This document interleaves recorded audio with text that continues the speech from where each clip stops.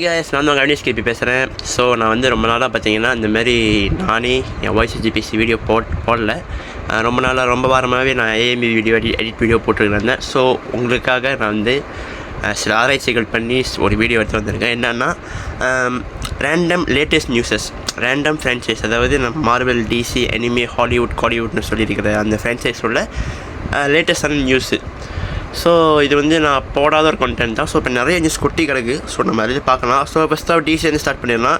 டிசியில் Superman movie release ஆகுது 11th July. அதுக்கு promotion வந்து பயங்கரமாக ஓடி இருக்குது. ரொம்ப பெரிய லெவலில் வந்து அந்த ப்ரொமோஷன் பண்ணியிருக்காங்க. அடுத்து வந்து பேட்மேன் பார்ட் 2.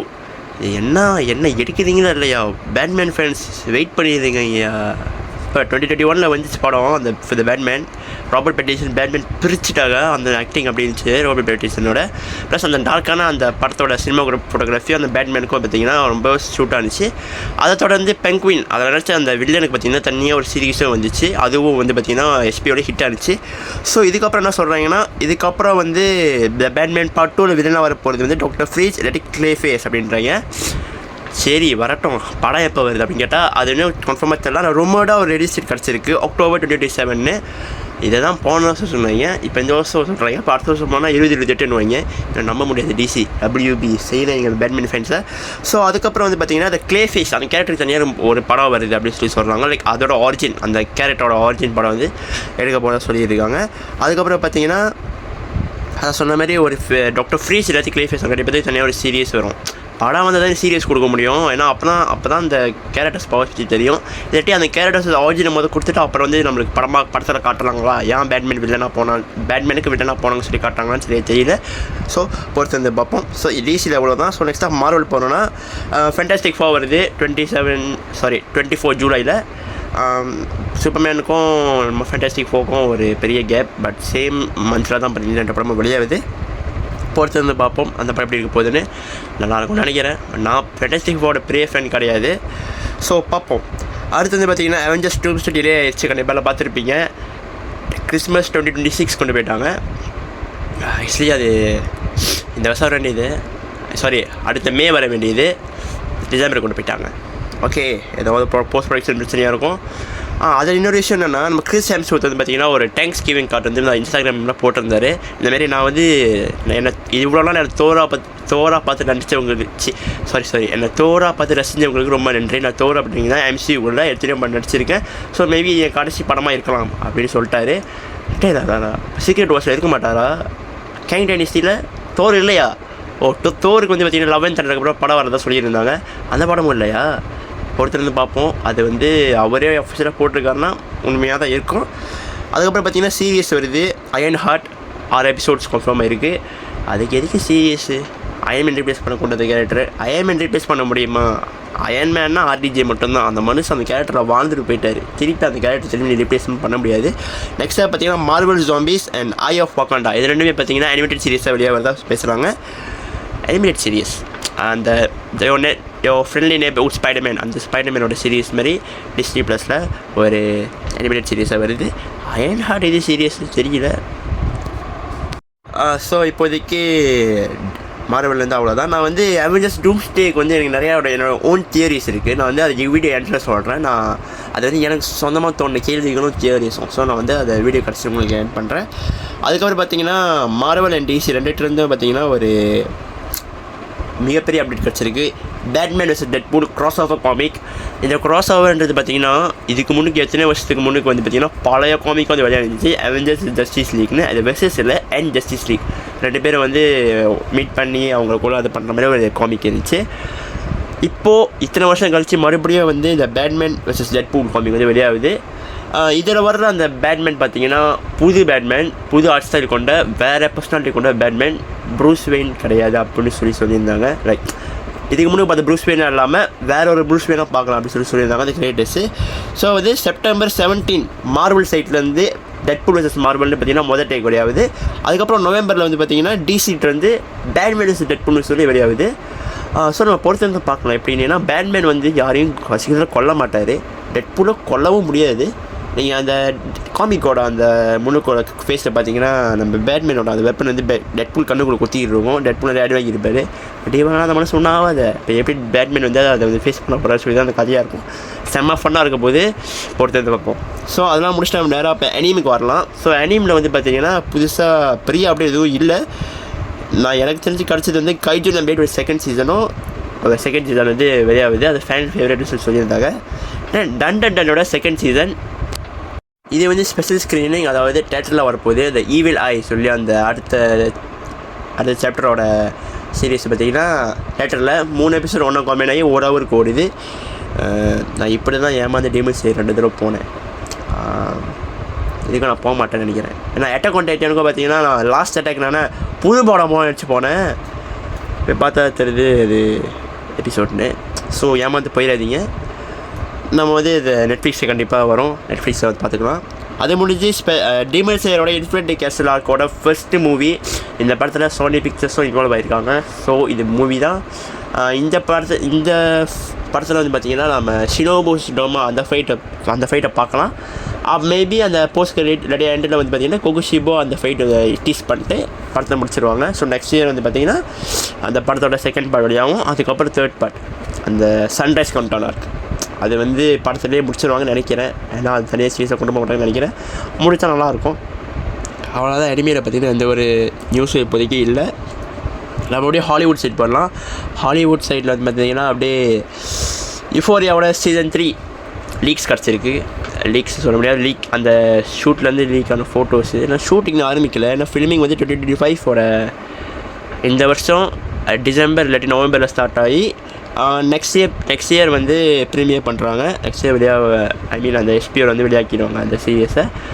எப்பயுமே 8 எபிசோட் தான். So Zendaya, Sydney Sweeney, Alexa Demie இப்போ வந்து ரிட்டர்ன் ஆகிறாங்க. நான் பார்த்த வரைக்கும் 2 பிக்சர் கிடச்சி. என்னென்னா நம்ம கேஷியும் மேடியும் ஒரு காரில் போகிற மாதிரி ஒரு பிக்சர் வந்து பார்த்திங்கன்னா சிட்னி ஸ்வீனி அவங்க ஆஃபிஷியல் இன்ஸ்டா பேஜில் வந்து பார்த்திங்கன்னா போஸ்ட் பண்ணியிருந்தாங்க. இந்த ஃபோட்டோ தான் பாருங்கள். அதுக்கப்புறம் பார்த்திங்கன்னா இது வந்து எனக்கு டிக்டாக்கில் வந்துச்சு. உண்மையானு தெரியல. நம்ம கேஷி வந்து பார்த்திங்கன்னா வெட்டிங் ட்ரெஸ்ஸில் இருக்காங்க. ஸோ அவங்க அப்படியே நானது போட்டு கீழே பார்த்திங்கன்னா அந்த சிம்பிள் வந்து CN போட்டிருக்கு. CN அந்த மொத்த சீரீஸில் எடுத்து பார்த்திங்கன்னா சீனா கேஷி என்ன நேட்டு மேரேஜ் ஆகுமா? அவங்க அந்த மேரேஜ் ட்ரெஸ் தான் போகிறாங்க. என்ன நடக்குது? ஸோ எதுவுமே நமக்கு தெரியல. ஸோ நான் அது வந்து உங்கள்கிட்ட காட்டணும் தான் காட்டுறேன். பொறுத்திருந்து பார்ப்பேன் நடக்க போகுதுன்னு. ஏன்னா யுஃபோரியா வந்து 2 சீசனும் மிகப்பெரிய ஹிட்டு. நம்ம சிட்னி ஸ்வீனி கேஷி அவங்களோட நடிச்சிருப்பாங்க. அவங்களுக்கு தூக்கி விட்ட ஒரு கேரக்டர், தூக்கி விட்ட சீரியஸ், அவங்களுக்கு பேர் கொடுத்த ஒரு சீரீஸ்னால் இந்த யுஃபோரியாவை சொல்லலாம். அதுக்கப்புறமா இந்த கேஷியால் அவங்களுக்கு பார்த்தீங்கன்னா நிறைய ப்ராப்ளம்ஸ் இருந்துச்சு. அவங்க நிறைய இன்டர்வியூ சொல்லியிருப்பாங்க. எனக்கு கேஷி தான் நான் ப்ளே பண்ண கேரக்டர் எனக்கு பிடிக்கும்னு சொல்லி. அப்புறம் இன்டர்நெட்டை பார்த்திங்கன்னா அவங்களுக்கு நிறையா செக்ஷுவல் அபியூஸ் நடக்க ஆரம்பிச்சு. இந்த மாதிரி அவங்களால கேஷியாக பார்க்க ஆரம்பிச்சிட்டாங்க. ஸோ அவங்க அப்புறம் ஒரு ப்ரெஸ் மீடியாவில் வந்துட்டு நான் வந்து கேஷி நான் ப்ளே பண்ணுற கேரக்டர் எனக்கு கேஷி பிடிக்கும், சாமி சிட்னி ஆர் நாட் கேஷின்னு சொல்லி தெளிவாக சொல்லிட்டு போயிருப்பாங்க. ஸோ அவங்களெல்லாம் அப்படி பார்க்குறாங்க. இது நான் இதை பற்றி வந்து ஒரு வீடியோ முன்னாடி பேசியிருப்பேன். சிட்னி ஸ்வீனியோட அவங்க எப்படி வந்தாங்கன்னு சொல்லி வீடியோ பேசியிருப்பேன். அதை பார்த்துக்கோங்க. நான் அதில் பேசி டைம் இன்னும் லென்த்தாக விரும்பலை. ஸோ நெக்ஸ்ட்டாக பார்த்தீங்கன்னா எக்கோ வேலின்னு ஒரு படம் வருது June 13. அதுவும் சிட்னியும் ஜூலியானா மூர் அவங்க நடிக்கிற ஒரு படம், த்ரில்லர் படம் எக்கோ வேலி.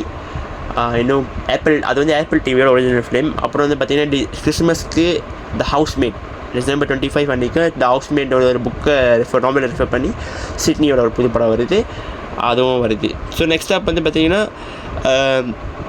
ID welcome to diary. ஐடியோட அந்த சீரியஸ் வந்து அது வந்து சீரியஸாக வருது. ஏன்னா இதுக்கு முன்னாடி நம்ம 2 சாப்டர் படமாக பார்த்துருப்போம்.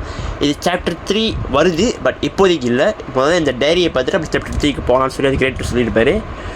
இது என்ன கதைன்னா, இது வந்து எப்படி பெனிவைஸ் வந்து பூமிக்கு வந்துச்சு, பூமிக்கு வந்தால் எதுக்காக அந்த பிள்ளைகளை சாப்பிட்றான், அந்த பர்பஸ் சொல்லி பார்த்தீங்கன்னா அந்த சீரீஸில் காட்டதான் சொல்லியிருக்காங்க. ஏன்னா இதில் மொத்தம் 6 எபிசோடு, அது 5 எபிசோடில் வந்து பெனிவைஸ் வர்றதா கன்ஃபார்ம் பண்ணியிருக்காங்க. அதுவும் நம்ம பில்ஸ் காஸ்கர்டோ திருப்பியே வந்து பெனிவைஸாக வர்றாரு. நான் ஒருத்தர் மட்டும் தான் பெனிவைஸ் வந்து செட் ஆகும். அந்த சிரிப்பு, அந்த நடிக்கிற அதெல்லாம் அவரை ஒருத்தர் செட் ஆகும். ஸோ அவரே திருப்பி ரிட்டர்ன் வரும்போது சிங்கம்போடி இருக்கும். அப்புறம் வந்து இது பார்த்திங்கன்னா இதுக்கு சாப்டர் 1 and 2க்கு முன்னுக்கே நான் நடந்துச்சு சொல்லி தான் அந்த கதை. ஸோ நீங்கள் சாப்டர் 1, 2 பார்க்கணும் அவசியம் இல்லை. நீங்கள் அந்த சீரியஸ் பார்த்துட்டு சாப்டர் 1, 2 பார்த்தீங்கன்னா கதை நல்லாவே புரியும் அப்படின்னு சொல்லி கேட்டு சொல்லியிருந்தாரு. அதுக்கப்புறம் இந்த கொஞ்சரிங் இதை பற்றி எதுவும் இல்லை. ஏன்னா கொஞ்சம் நீங்கள் 4 The Last Rites ட்ரெய்லர் விட்டதுக்கப்புறம் எந்த ஒரு அப்டேட்டும் இல்லை. இப்போ ஜேம்ஸ் ஒன் வந்து ஒரு விஷயத்தை வந்து பார்த்தீங்கன்னா கன்ஃபார்ம் பண்ணியிருந்தார். இந்த நன் இன்னும் சாகலை, அது வந்து அந்த கொஞ்சரிங் யூனிவர்ஸ்க்குள்ளே எங்கேயும் சுற்றிட்டு தான் இருக்குது. மேபி ஒரு சீரியஸ் விளையாடுறதா சொல்லியிருந்தார். அந்த சீரியஸில் அனபெல் நம்ம கொஞ்சரிங் த நன் அந்த எல்லாரையும் வச்சு ஒரு படமாக கொடுக்க ட்ரை பண்ணலாம். ஜேம்ஸ் ஒன் அவர் நல்ல ரைட்டராக, அவரோட கொஞ்சரிங் படங்கள் எல்லாமே நல்லாயிருக்கும். ஸோ வெயிட் பண்ணி பார்ப்போம் என்ன நடக்குதுன்னு இப்போதைக்கு. அப்புறம் வந்து பார்த்தீங்கன்னா ஜுராசிக் வேர்ல்ட் ரீபர்த் ஜூலை 2 வெளியாகுது அந்த படம். ஜுராசிக் வேர்ல்டு வந்து முடியல, திருப்பி வருது. ஸோ பார்க்கலாம் என்ன செய்ய போகிறாங்கன்னு. அப்புறம் ஸ்மர்ஃப்ஸ் வருது. இது வந்து ரியலான்னு தெரில, பட் நான் பார்த்தேன் ஜூலை 18 போட்டுருந்துச்சு இந்த ஸ்மர்ஃப்ஸ். அதுக்கப்புறம் இப்போ ஹாலிவுட் அப்படின்னு முடிஞ்சு. இப்போ காலிவுட் போனோம்னா தக் லைஃப் படம் வந்துச்சு. எல்லாம் பார்த்துருப்பீங்கன்னு நினைக்கிறேன். நான் மிகப்பெரிய எக்ஸ்பெக்டேஷனோட போன படத்துக்கு. ஏன்னா நாயகன் என்ன மாதிரி படம் தெரியும், மணிரத்னமோட டைரெக்ஷனில் கமல்ஹாசன் நடிச்சிருப்பார். அந்த படம் மிகப்பெரிய ஒரு ஹிட்டு. அந்த படம் வந்து பார்த்திங்கன்னா கமல்ஹாசனோட அவர் நடிப்பை காரணம் ஒரு படம் அப்படின்னு சொல்லி வந்து எல்லாம் சொல்லுவாங்க. ஆனால் சாப்பிட்டு நடிச்சிருப்பார் படத்தில். ஸோ அதே மணிரத்னம் கமல்ஹாசன் திருப்பி 36 வருஷம் கழிச்சு திருப்பி ரீயூனியன் ஆகிறாங்க. ஸோ ஃப்ரெண்ட்ஸ் மத்தியில் பெரிய ஒரு ஹைப் இருந்துச்சு. படத்தோட ப்ரொமோஷனும் பார்த்திங்கன்னா மிகப்பெரிய லெவலில் இருந்துச்சு. நான் வந்து எஸ்டிஆர்லாம் இருக்காரு, ஓகே மிகப்பெரிய படமாக இருக்க போதுன்னு போய் பார்த்தா ரொம்ப ஏமாந்துட்டேன். படம் நல்லா இல்லைன்னு சொல்ல, நான் ஷார்ட் ரிவ்யூ தரேன். படத்தில் வந்து பார்த்திங்கன்னா அந்த ஃபர்ஸ்ட் ஆஃப் ஏதோ ஓகே கொஞ்சம் ட்விஸ்ட்டு கொஞ்சம் வேகமாக போணுச்சு. செகண்ட் ஆஃப் செம்ம ஸ்லோவாக இருந்துச்சு. எனக்கு ஒரு கட்டத்தில் போரிங் ஆச்சு. இதை என் ரிவ்யூ, நான் வந்து என்னோட ஒப்பீனியன் சொல்கிறேன். உங்களோட ஒப்பீனியன் படத்தை பார்த்தீங்கன்னா கீழே கமெண்ட் பண்ணுங்கள். ரொம்ப லேகியாக போணுச்சு, ரொம்ப போரிங் ஆகிடுச்சு. அதுக்கப்புறம் அந்த ரொம்ப பேசுகிற ஸ்பாயில் வரும், அதை பேச விரும்பல.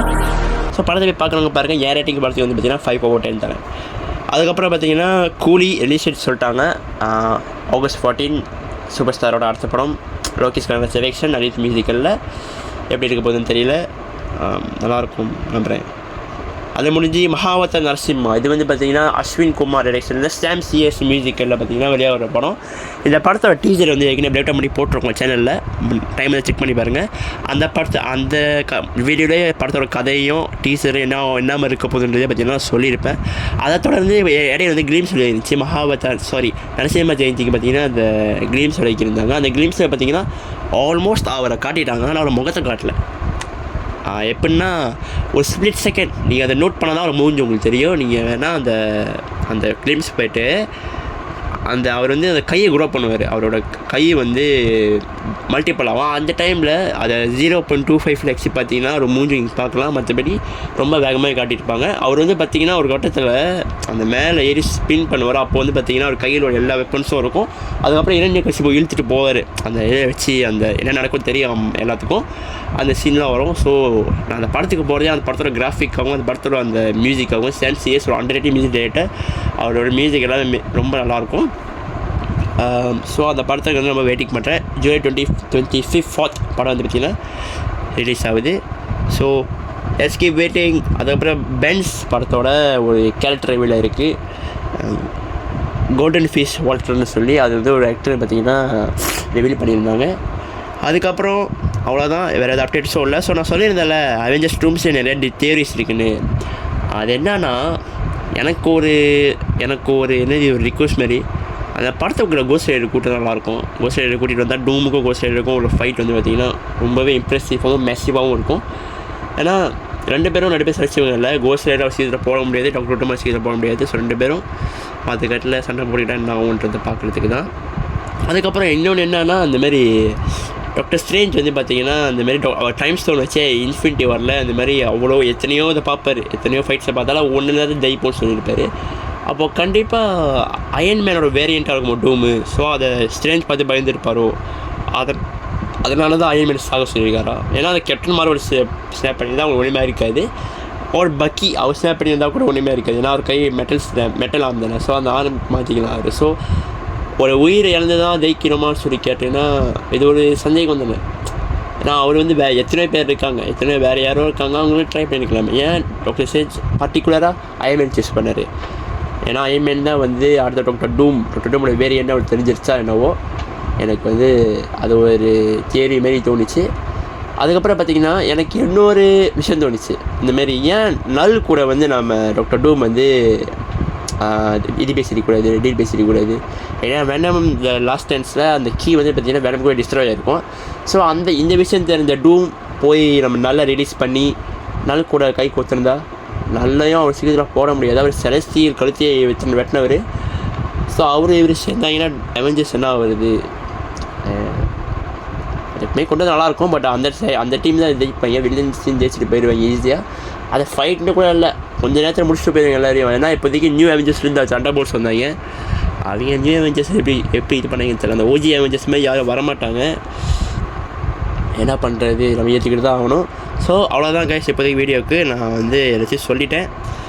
வேணா இதுக்கப்புறம் இந்தமாரி எதுவும் நியூஸ் கிடச்சுன்னா கண்டிப்பாக உங்களுக்கு உடனே ஷேர் பண்ணுறேன். அந்தமாரி வீடியோவுக்கு வந்து நம்ம சேனல் சப்ஸ்கிரைப் பண்ணிக்கோங்க. இன்னும் நிறைய வீடியோக்கு வந்து பார்த்தீங்கன்னா சப்ஸ்கிரைப் பண்ணி பெல் பட்டன் கிளிக் பண்ணிக்கோங்க. கமெண்ட் பண்ணுங்கள், கண்டிப்பாக உங்கள் வீடியோ ஒன்று செய்கிறேன். That's all guys, thank you, good bye.